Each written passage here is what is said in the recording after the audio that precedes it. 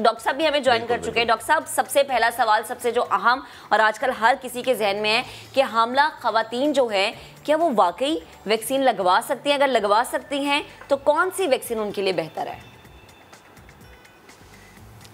बहुत शुक्रिया जी।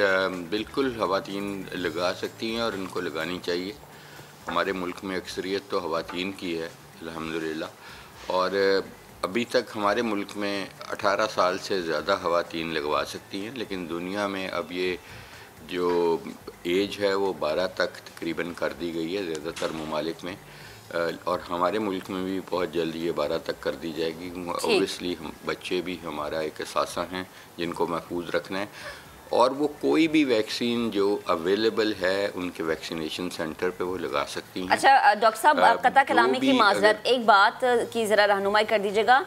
हामला खवातीन कोई भी वैक्सीनेशन जिस भी वैक्सीनेशन सेंटर पर मौजूद है वो लगवा सकती है, वो कोई भी वैक्सीन हो?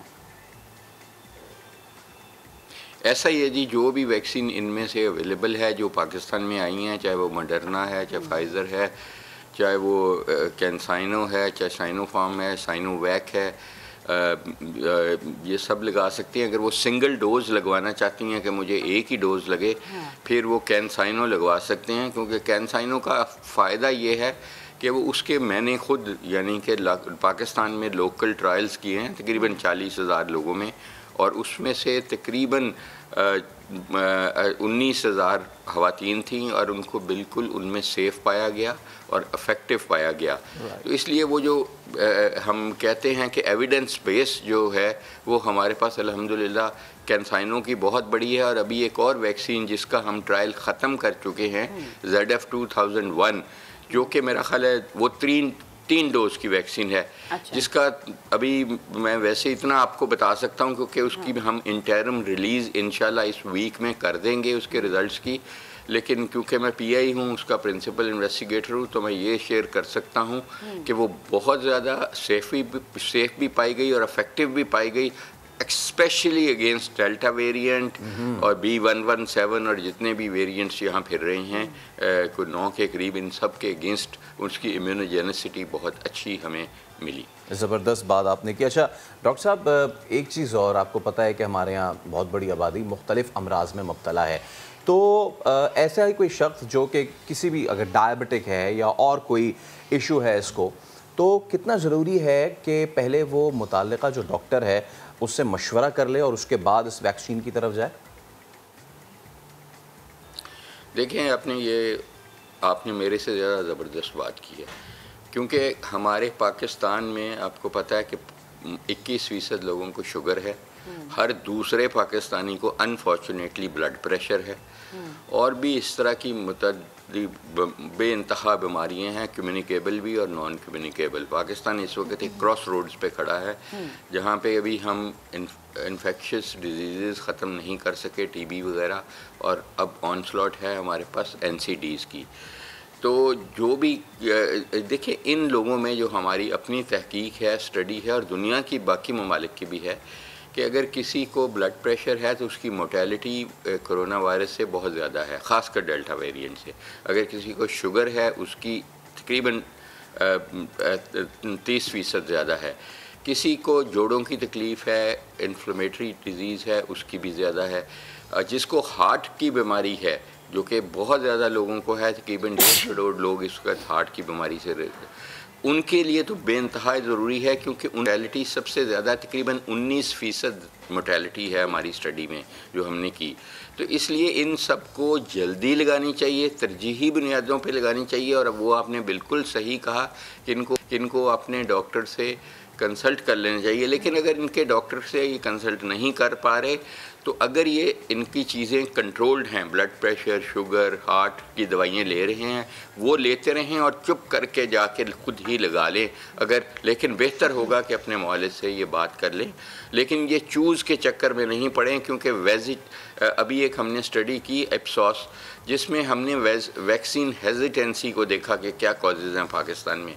तो एक कॉज ये भी है कि ये पिक एंड चूज़ और मिक्स एंड मैच, कि एक डोज किसी ने साइनोफार्म लगाई, वो दोबारा गया जी साइनोफार्म तो अब अवेलेबल नहीं है, अब आप वो लगवा लें, कैंसाइनो लगवा लें। ये जो मिक्स एंड मैच करना है, अभी हम इस वक्त एक बहुत अच्छी स्टडी कर रहे हैं जिसमें जितने लोगों में दुनिया ने मिक्स एंड मैच किया है, चाहे वो यूएस में है, यूरोप में है या पाकिस्तान में, उनको हम रिक्वेस्ट कर रहे हैं कि हमारे पास रजिस्टर हों। एक लिंक हमने जनरेट किया हुआ है और उस पर हम यही देख रहे हैं रिट्रोस्पेक्टिवली कि जिनकी मिक्स एंड मैच हुआ है उनका इफेक्ट क्या हुआ है। लेकिन अभी हम रिकमेंड नहीं करते कि मिक्स एंड मैच की जाएं वैक्सीन। अच्छा डॉक्टर साहब, जैसे हम हामला ख़वातीन की भी बात करें, मुझे ये भी समझाएगा, जैसे दीगर अमराज से मुतालिक फैसल ने भी सवाल किया कि पहले अपने डॉक्टर से आप मशवरा करें फिर आप वैक्सीन लगवाएं। हामला ख़वातीन का भी यही सिलसिला है कि पहले वो अपनी गायनाकोलॉजिस्ट के पास जाएँ, प्रॉपर टेस्ट, और उसके बाद अगर गायनाकोलॉजिस्ट उन्हें रेकमेंड करती है तो फिर वैक्सीन लगवाई जाए? देखिए, हामला ख़वातीन में 92,000 ख़वातीन में स्टडी हुई अमेरिका में। पाकिस्तान में कोई स्टडी नहीं अभी तक हुई और उसमें मैसेंजर आरएनए वैक्सीन को लगाया गया, यानी कि जो फाइज़र की और मॉडर्ना की। इस वक्त जो फाइज़र की वैक्सीन है, आपको शायद इल्म होगा कि इज़राइल की जो स्टडी है उसमें उसने एफिकेसी काफ़ी सिग्निफिकेंटली लूज़ की अगेंस्ट डेल्टा वेरिएंट। अलबत्ता मॉडर्ना जो है वो अभी तक बहुत अच्छी उसकी एक स्टडी आई है और एक हमारी ZF 2001 की जो स्टडी आई है।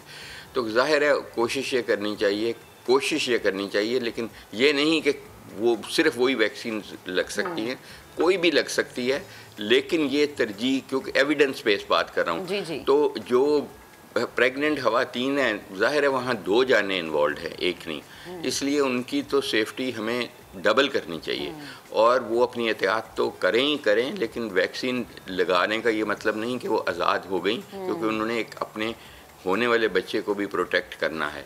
तो इसलिए उनको लिए मैसेंजर आरएनए वैक्सीन बेहतर है जो मॉडर्ना की सूरत में या फाइज़र की, उनमें से मॉडर्ना थोड़ी बेहतर है। 2 डोज वैक्सीन है और हमारी कोशिश ये होती है कि वो सेकंड ट्राइमेस्टर में लगाएं या थर्ड में लगाएं, पहले में वो नहीं लगाएं, क्योंकि पहले में अभी हमारे पास एविडेंस नहीं है कि बच्चे को क्या अफेक्ट होगा। इसलिए हमारी यही कोशिश होती है कि पहले ट्राइमेस्टर में, यानी कि पहले 3 महीने में वो एहतियात करें, हजूमों में नहीं जाएं, जलसे जुलूसों में नहीं जाएं, और दूसरा शादियों में नहीं जाएं, और अपना निकलना बहुत ज़रूरी पड़े तो मास्क पहन के निकलें और अपनी हैंड हाइजीन का ख्याल रखें। डॉक्टर साहब, ऑल्दो हमने एक जनरल बात की है, एक आम बात की है कि जो भी डिजीज़ वाले लोग हैं वो बात कर लें अपने लोगों से, अपने डॉक्टर से। लेट्स बी स्पेसिफिक, सबको लगवानी चाहिए, ठीक है, ये तो बात तय हो गई है, लेकिन अगर आसपास आपके कोई ऐसा बंदा है जिसको प्रायोरिटी बेसिस पे नीड है, तो वो कौन सी आप डिजीज़ आइडेंटिफाई करेंगे? लाइक किसी को लॉन्ग टर्म लंग कंडीशन है या फिर कोई किसी को क्रॉनिक किडनी का इशू है, तो इस तरह के लोगों को पहले प्रायोरिटाइज हमें करना चाहिए। देखें फैसल, आपने बिल्कुल सही कहा, जो हाई रिस्क ग्रुप्स हैं, हाई रिस्क ग्रुप्स तो एक तो एल्डरली हैं अबव 70, ठीक है, और एक वो हैं जो हाइपरटेंसिव हैं, जिनको ब्लड प्रेशर की तकलीफ़ है, चाहे वो ट्रीटेड है या नहीं ट्रीटेड, डायबिटिक्स हैं, और हार्ट फेलियर के मरीज़ हैं, ब्रोंकियल अस्थमा का मरीज़ हैं, यानी कि जिनको सांस की छाती की एलर्जी रहती है, वो मरीज़ हैं जो क्रॉनिक ब्रोंकाइटिस हैं, ख़ासकर जो स्मोकिंग के बाद जिनके, क्योंकि वो वल्नरेबिलिटी में बहुत ज़्यादा हैं, वो मरीज़ हैं जिनको कैंसर है और वो कैंसर का ट्रीटमेंट ले चुके हैं या ले रहे हैं। तो ये हमारी बड़ी इम्पॉर्टेंट ग्रुप है और इनको सबसे पहले वैक्सीनेट करना इसलिए ज़रूरी है, उनकी अपनी जान के लिए ज़रूरी भी है, लेकिन हर्ड इम्यूनिटी क्रिएट करने में ये बहुत अहम हिस्सा हैं। देखें, कुछ मरीज़ ऐसे भी हैं जिनको हम नहीं लगाते। फॉर एग्ज़ाम्पल, एक मरीज़ बहुत हैवी डोज की स्टीरॉयड्स ले रहा है, कॉर्टिसोन ले रहा है किसी भी बीमारी की वजह से, तो उसमें एंटीबॉडी की जनरेशन अफेक्ट होगी, उसको कोई साइड इफ़ेक्ट ऐसा नहीं होगा, लेकिन वो इतनी मुवस्सर नहीं होगी कि उसको प्रोटेक्ट कर सके, क्योंकि उसने अपना प्रोटेक्टिव सिस्टम सप्रेस किया हुआ है। ये तो उसका डॉक्टर ही बता सकता है उसको कि पहले स्टीरॉयड थोड़े कम कर ले, अगर पॉसिबल हो फिर लगाए।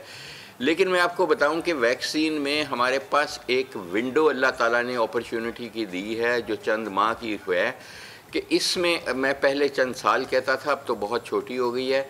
हमें एक काम करना होगा कि हमें अपनी 80% आबादी यानी 16 करोड़ को लगानी पड़ेगी, क्योंकि वैक्सीन में हम कहते हैं nobody safe unless everybody safe. तो इसलिए ये एक ग्लोबल फिनोमिनन, ग्लोबली हमें देखना होता है, नेशनलिस्टिक नहीं देखना होता। देखें, अगर अमीर मुल्कों में हर्ड इम्यूनिटी क्रिएट हो भी जाए तो जब तक पूरी दुनिया से ये एरेडिकेट नहीं होगी वो वल्नरेबिलिटी रहेगी। और इसीलिए उन्होंने कोई कोवैक्स बना के हम पे आसान नहीं किया, ये जो कंसोर्शियम बनाया हुआ है गरीब मुल्कों के लिए जिसके तहत मॉडर्ना और फाइजर आई हैं, उन्होंने अपनी मजबूरी के लिए किया। उनको पता है कि ये दुनिया से एरेडिकेट होगी तो दुनिया सेफ होगी। और वाकई जो 2019 और उससे पहले की ख्वाब वाली जो अब ख्वाब लगती है हमें ज़िंदगी, उस ज़िंदगी की तरफ लौट सकते हैं।